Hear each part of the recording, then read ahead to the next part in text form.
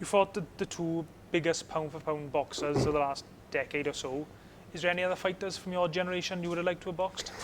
Yeah, there's a few that probably, I fought pretty much most of them towards. There's not too many that I didn't fight, but I would like to think Miguel Cotto, that's down at light welterweight. I mean, I was never really a welterweight, even though I fought Floyd at welterweight and I won a world title against Collazo at welterweight. I was always really a light welter, but I think I'd like to have boxed Miguel Cotto, and I'd love to have boxed ARTURO GATTI. I think me and ARTURO GATTI, and the fact that he's a hero of mine, a living legend, and I'd love to have boxed him.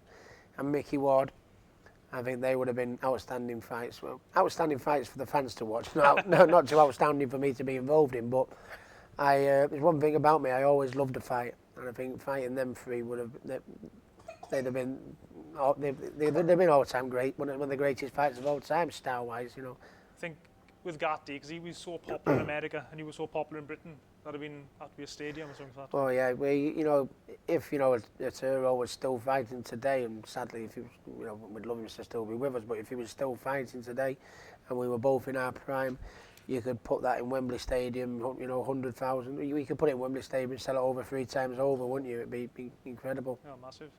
So how do you think a fight would have gone between yourself and Arturo, both in your prime?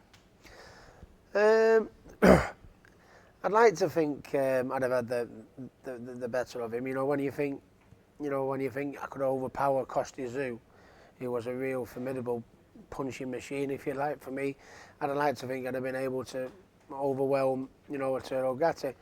And ARTURO GATTI has, we're very, very similar in many ways. ARTURO GATTI showed in the second Mickey Ward fight that he did have fantastic boxing ability, but he very rarely used it, like me.